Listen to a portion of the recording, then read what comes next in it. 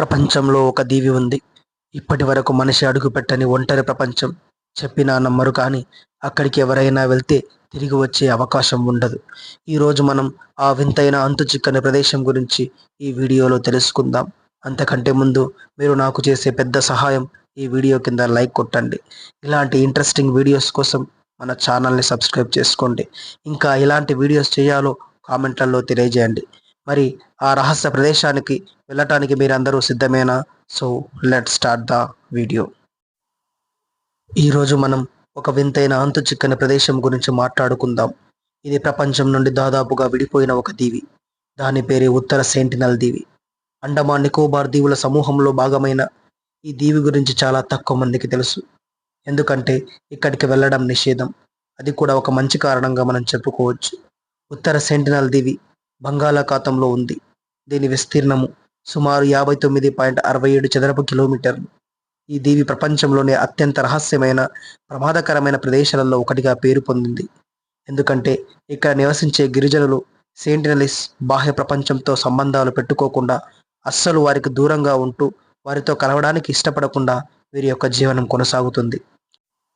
దాదాపు 50,000 సంవత్సరాల నుండి ఈ గిరిజనులు ఈ దీవిలో నివసిస్తున్నారని అంచనా. అవును, మీరు విన్నది నిజం. 50,000 సంవత్సరాలు వీరు ఇప్పటికీ వేట, చేపలు పట్టడం, అటవీ ఉత్పత్తులను సేకరించడం ద్వారా జీవనం కొనసాగిస్తున్నారు. వీరు రాతి యుగం నాటి జీవన శైలిని కొనసాగిస్తున్నారు. ఆధునిక నాగరికతకు పూర్తిగా దూరంగా ఉండటం అనేది జరిగింది. సెంటినలిస్ గిరిజనులు తమకు ఎవరు దగ్గరగా వచ్చినా వారికి ప్రమాదమని భావిస్తారు. అందుకే వారు బాహ్య వ్యక్తులపై బాణాలు, ఈటెలతో దాడి చేస్తారు. కొన్ని దశాబ్దాల క్రితం భారత ప్రభుత్వం వీరితో స్నేహపూర్వక సంబంధాలు పెట్టుకోవడానికి కొన్ని ప్రయత్నాలు చేసింది. ఆహారము, బహుమతులు తీసుకెళ్లి ఇచ్చే ప్రయత్నం చేశారు. కానీ ఈ ప్రయత్నాలు పెద్దగా సఫలం కాలేదు. గిరిజనులు తమ దీవికి ఎవ్వరూ రాకూడదని స్పష్టం చేశారు. 1960 నుండి భారత ప్రభుత్వం వీరిని రక్షించడానికి, అలాగే వారి సంస్కృతిని, జీవనశైలిని గౌరవించడానికి ఒక నో కాంటాక్ట్ విధానాన్ని అమలు చేసింది.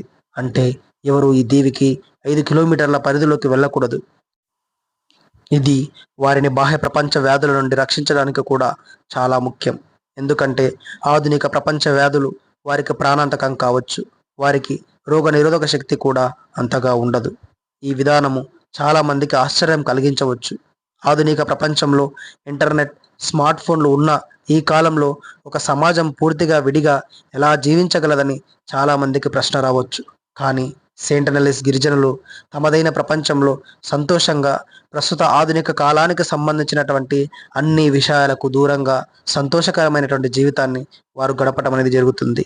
వారి స్వయం సమృద్ధి, ప్రకృతితో వారికున్న అనుబంధం మనకు ఎన్నో విషయాలను నేర్పిస్తాయి. బ్రిటిష్ వారు భారతదేశాన్ని పరిపాలిస్తున్న కాలంలో బ్రిటిష్ మిలిటరీ 1880లో సెంటినెలస్పై దాడి చేసి ఒక వృద్ధ దంపతులను, 4 పిల్లలను పోర్ట్ బ్లెయిర్కి తీసుకువచ్చింది. అయితే కొన్ని రోజులకే ఆ దంపతులు అనారోగ్యంతో చనిపోవడంతో మిగిలిన పిల్లలను తిరిగి ఆ ద్వీపంలో వదిలివేయటం అనేది జరిగింది. భారత ప్రభుత్వము కూడా వీరికి సంబంధించి కొన్ని ప్రయత్నాలు చేయటం జరిగింది. భారత ప్రభుత్వం 1967లో టిఎస్ పండిట్ అనే సైంటిస్ట్ నేతృత్వంలో సెంటినెలిస్తో సంబంధాలు ఏర్పరచుకోవడానికి ప్రయత్నాలు చేసింది. బహుమతులు వదిలిపెట్టడం వంటివి చేసిన ఆ తెగ ప్రజల వైఖరి మారలేదు. 1990లలో ఒకసారి స్నేహభావంతో వ్యవహరించిన సంఘటనలు అరుదుగా జరిగాయి. రక్షణ ప్రాంతంగా ఈ ప్రాంతాన్ని భారత ప్రభుత్వము ప్రకటించడం జరిగింది. 1956లో భారత ప్రభుత్వం నార్త్ సెంటినల్ ద్వీపాన్ని గిరిజన పరిరక్షణ ప్రాంతంగా ప్రకటించింది. ఈ ద్వీపం చుట్టూ సుమారు 5.6 కిలోమీటర్ల దూరం వరకు ఎవరూ ప్రవేశించకూడదని నిషేధించింది. దీనిని పర్యవేక్షించడానికి సాయుధ బలగాలను కూడా మోహరించింది. ఈ ప్రాంతంలో ఫోటోగ్రఫీ కూడా నిషేధించబడటం అనేది జరిగింది. సెంటినెల్స్ తెగ ప్రజలు బయట వ్యక్తులను ఎప్పుడూ స్వాగతించరు. ఎవరైనా తమ ద్వీపానికి సమీపించినా లేదా ప్రవేశించడానికి ప్రయత్నించినా బాణాలతో, రాళ్లతో దాడి చేస్తారు. 2004 సునామీ తర్వాత సెంటినెల్స్ తెగ ప్రజలు సురక్షితంగా ఉన్నారని భారత ప్రభుత్వం గుర్తించింది. హెలికాప్టర్ల ద్వారా వారికి రక్షణ చర్యల్లో భాగంగా ఆహార పదార్థాలను అందించడానికి ప్రయత్నించిన సమయంలో అక్కడ ఉన్నటువంటి ఆ తెగ ప్రజలు హెలికాప్టర్లపై బాణాలతో, రాళ్లతో దాడి చేసేటువంటి ప్రయత్నం చేశారు. 2006లో చేపల వేట కోసం పొరపాటున ద్వీపానికి దగ్గరగా వెళ్లిన 2 మత్స్యకారులను సెంటినెల్స్ తెగకు చెందినటువంటి వ్యక్తులు అతి దారుణంగా చంపివేయటం జరిగింది. అదేవిధంగా 2018లో జాన్ అలెన్చౌ అనే అమెరికా పర్యాటకుడు మత ప్రచారం కోసము ఈ ద్వీపంలోకి అక్రమంగా ప్రవేశించడానికి ప్రయత్నం చేసి అక్కడ ఉన్నటువంటి సెయింటినస్ తెగ వారి దగ్గరికి వెళ్ళి మత ప్రచారం చేయడానికి ప్రయత్నించిన సందర్భంలో ఆ ద్వీపానికి సంబంధించిన ఆదిమ తెగలు ఈ వ్యక్తిని దారుణంగా చంపి ఆ ద్వీపంలోనే పూడ్చిపెట్టడం అనేది జరిగింది. ఈ విధంగా సెయింటినల్స్ చేతిలో హత్యకు గురి కావటం అనేది జరిగింది.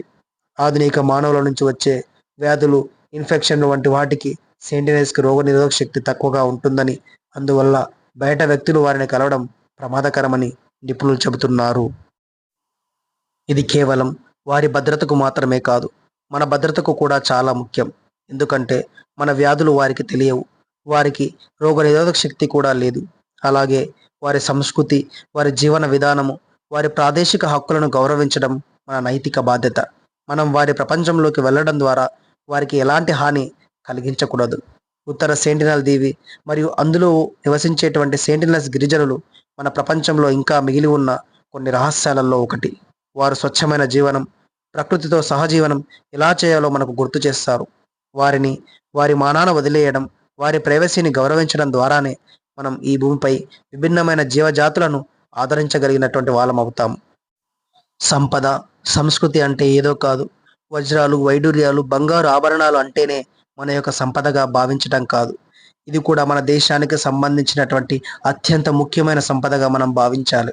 ఎందుకోసమంటే ఈ భూ ప్రపంచం పైన ఎన్నో వేల లక్షల సంవత్సరాల క్రితం ఉన్నటువంటి ఆది మానవులు ఇప్పటికీ కూడా మన దేశ సరిహద్దు ప్రాంతంలో మనకు అతి దగ్గరగా ఉండటం అనేది మనం గర్వించదగిన విషయం. కాబట్టి మన దేశ సంపదను మనం ఎంత జాగ్రత్తగా కాపాడుకుంటామో ఈ సెంటినల్ తెగకి సంబంధించినటువంటి ప్రజల్ని కూడా మనం అంతే జాగ్రత్తగా కాపాడుకోవాల్సినటువంటి బాధ్యత మనందరిపైన ఉంది. ఈ వీడియో మీకు నచ్చిందని ఆశిస్తున్నాను. ఉత్తర సెంటినల్ దీవి గురించి మీ అభిప్రాయాలను కామెంట్లలో తెలియజేయండి. ఇలాంటి ఆసక్తికరమైన వీడియోల కోసం మన ఛానల్ని సబ్స్క్రైబ్ చేసుకోవడం మర్చిపోకండి. ఇలాంటి మంచి వీడియోతో మళ్ళీ కలుద్దాం.